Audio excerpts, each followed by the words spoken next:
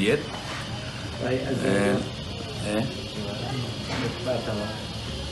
Bismillahirrahmanirrahim. Behruz Seyyid men. Türkmenistan'a teklif ediyorum. Gayragat ne yazdım Türkmenistan'a. Salı nevede çağırdı. Tuttular. Merz'de. Bir ayımdan ol. Yükümden triyek çıktı deyip getiren yükümden. Herhalde haberim yok, triyek yok, işlat yok arada. Tutup da kulağı dağıttığa, edip dağıttığa da 24 dilep sürdüler.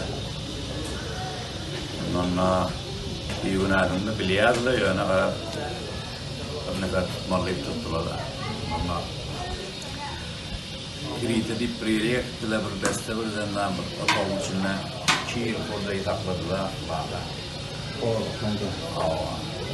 Onunla yankı amonni pırlar bade şola her ayda 2 defa geliyordular. Ayda 2 defa gelip yiyince diyordular. Gaza yani buğday su aynadık veriyordular, başka bir ilavalar yok, gaza yok. Daru yok, behtaş yok. Bayağı hediyet verdiler.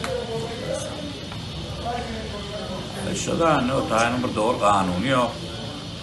Bir muhrez birler tutunu yokla yani karar Türk milleti bundan oklap hediyet veriyorlar.